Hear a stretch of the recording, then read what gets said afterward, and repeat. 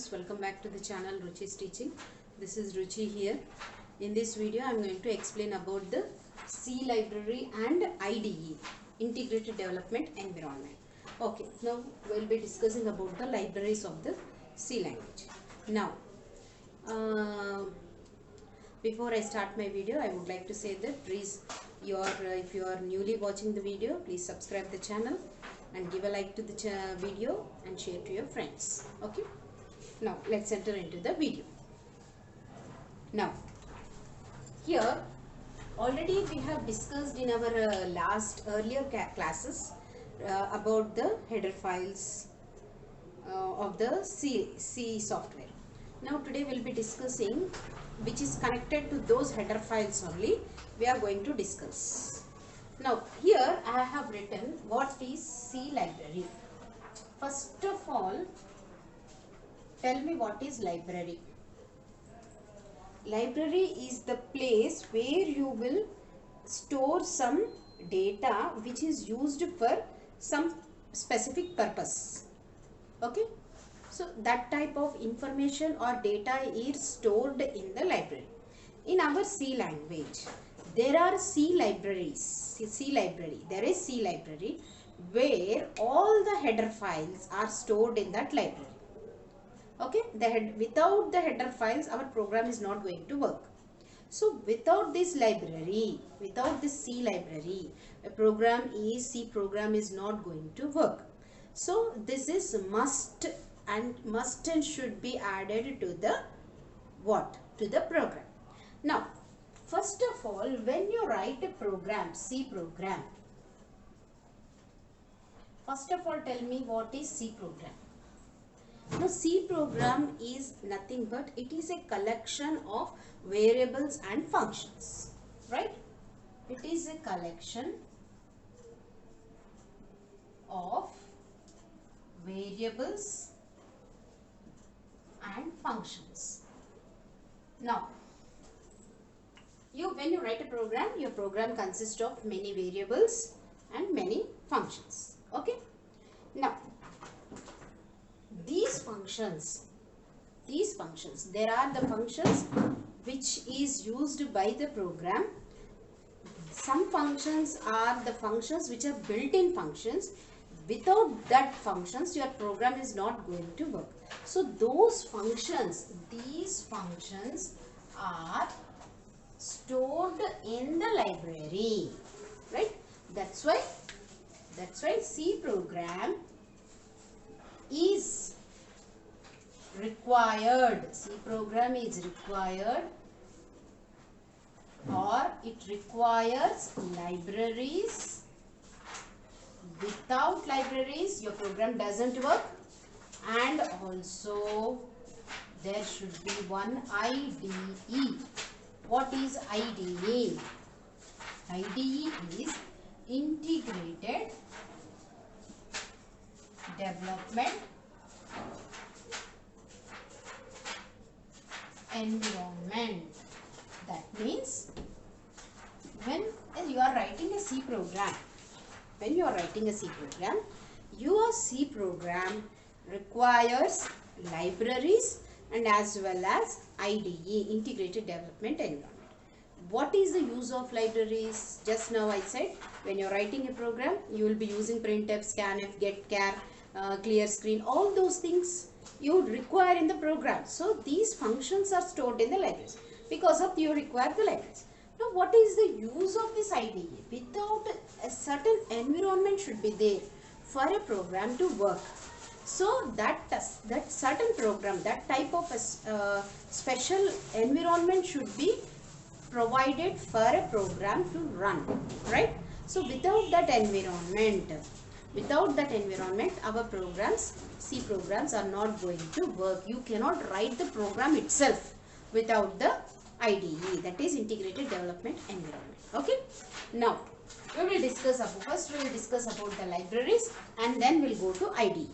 Now in libraries, as I said that these functions are stored in these libraries.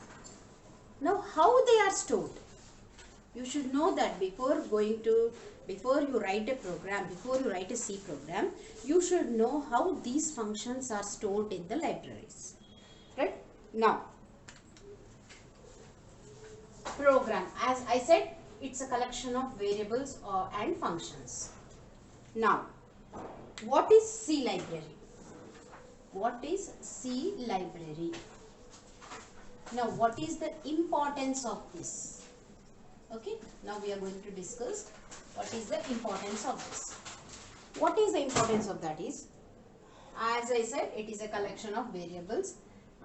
Program is a collection of variables and functions. Now, what is the library? Now, library is the collection of what? Collection of header files. Understood? C library is nothing but it is a collection of header files. Now, what is in header file? It is a collection of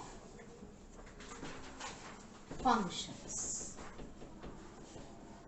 So, what is in header file? Library is a collection of header file. Now, header file is a collection of functions. Which functions? The functions which you are using in the program. Understood? Now, even you can call library as it is a number of header files.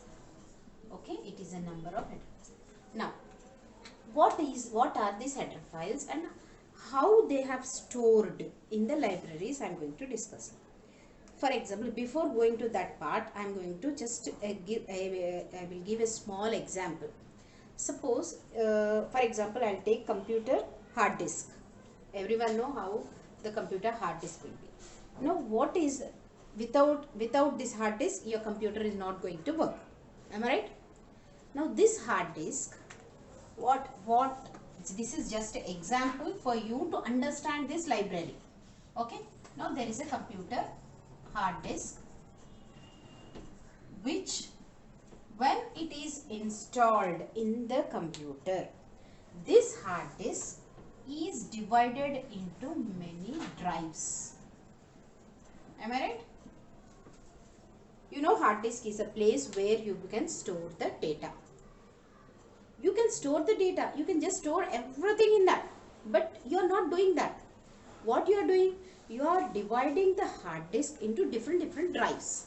Like C drive, D drive, E drive, and some computers will have F drive also. Okay. Now, these are the drives. You are dividing this hard disk. Now, what happens when you are entering the data? You will select particular drive. You will select a particular drive and then you will store the data. If you want to store the data in the C drive you will select and you will store it. If you want to store the data in D drive, you will select the D drive and you will store the data in there. So, why are you doing like this? And not only that, when you have created drives like this, suppose if you take this C drive, here will you store just files like that only? No, you are not going to store. What you will do here, you will create again some folders. Okay, you are going to create folders there. In particular folder, suppose think that you are storing a student's information. A particular suppose inter first year students information you want to store in one drive. You will select the C drive, and in that you have inter first year students, inter second year students, and degree first year, degree second year. Will you store all the years, all the students data in one place only? No.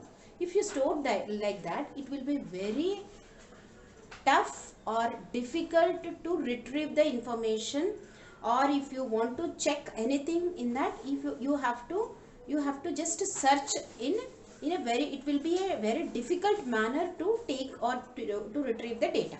So for that purpose what you are going to do is, you will create one folder giving some name to it. Suppose you are storing inter first year students data.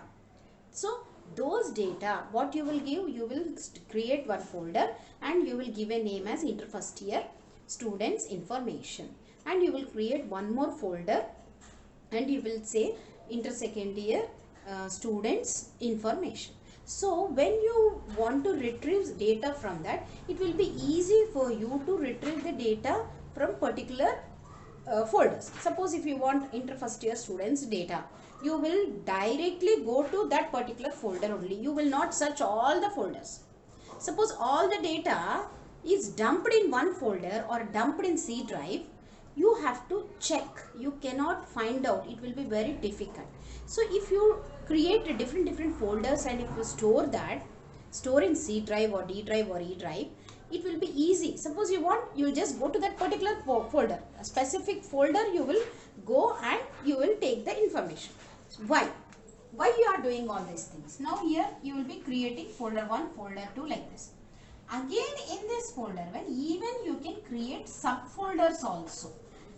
In that inter first year students information, example I am taking inter first year student information, still you will see the students who are studying properly, like depending on their grades or depending on their percentages, you will again divide the data into subfolders, and you will store data in such a way to for you to retrieve the data. To make it easy, you will store in such way, that way. So what I mean to say is, you have a hard disk here. That hard disk is divided into drives here, and drives, in each drive you will be creating the folders, and in that folders you will create the subfolder, and in that subfolders then you will store the files or store the data in the form of files. So what is happening here? You are dividing the hard disk in a way where it will be easy for you to take the information. So this is the example I am giving to explain header files, libraries, C libraries. Now you understood. I hope you understood this. Now we will come to the header files or libraries. Now what's happening here? You have a library. C library is there. Now I will draw a C library. Now this is the C library. Think that this is the C library here, right? In this C library, this is the C library. Okay. In this C library, you have different header files. Now for your understanding, I am taking only 4 header files, right? See, this is header file. Understand like that. Now these are the 4 header files I am taking. Now you just observe what I am doing. This is the whole block, rectangular piece is C library, and here I am taking 4 header files. This is stdio.h, this is con.io.h, and this is string.h, and this is math.h, right? So these are the header files. There are many header files. For example, I am taking only 4 header files and I am drawing here and I am showing you for your better understanding, right? Okay.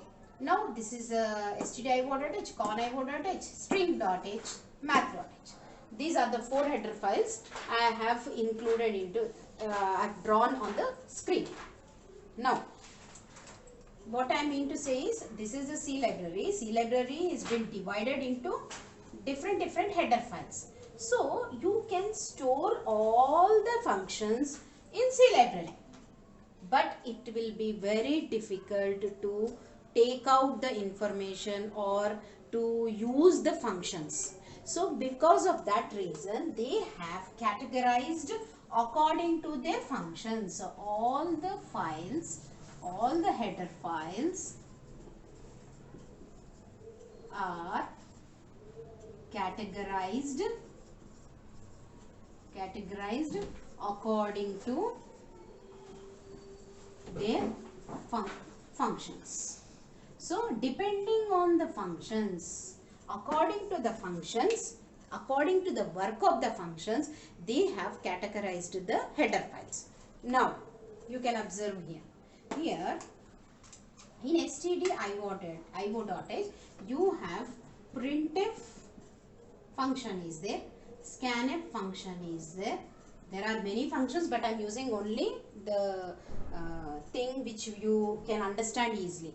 I am using printf, scanf. Now what is the work of the printf? Printf will print the data and scanf will read the data. So those particular functions, are stored in stdio.h header file. And here in conio.h, these the functions which are present in this header file are like this: get, char, clear, screen. So this type of functions are there in the conio. That means which gives get, char will give the output on the screen, and clear screen will clears the screen. Okay, that is the work of the functions. So these functions are stored in this header file. Now in string.h, strl, this is one of the function, and strcat, this is one of the function, and strrev. Now I'll tell you what are the uses of these three functions. Now strlen will give the length of the string. Suppose you have given input one string, it will, if you want to know the length of the string, you have to use this function. And strcat means concatenation. You will call it as concatenation. In that concatenation is the work done with this function. So what is concatenation? Suppose if you give two words, those two words are joined, combined, and it will give as one word. Okay, so that is the work of this function. And strrev is, it will reverse the word and give you. If you give any input as a string, it will reverse that particular string and it will give out the output. So that type of functions are there in string.h. And in math.h you have abs, absolute function, power function, and square root function. So these type of functions, random. Okay, these type of functions are there. So according to your mathematical equations or mathematical calculations, you will be using these functions. Suppose if you want to know the square root of any number, you have to go for this function. Suppose if you want to know the power of any value, then you have to go for this. So like this, not only these, I have given only little bit of this. There are many functions. The many functions are stored in these header files. So how they have categorized, you might have observed now. So input output functions are stored in the stdio.h, and cleaning the screen or getting the output like displaying the output, that type of functions are stored in conio.h, and string functions are stored in string.h. Mathematical functions are stored in math.h.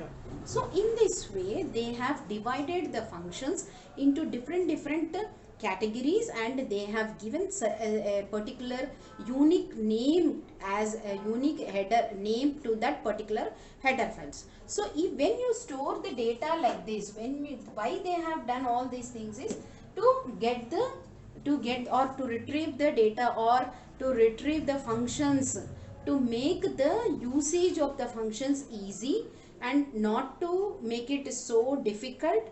So for that reason they have categorized like this, and this is nothing but this is a library of the C language. So in this way library has been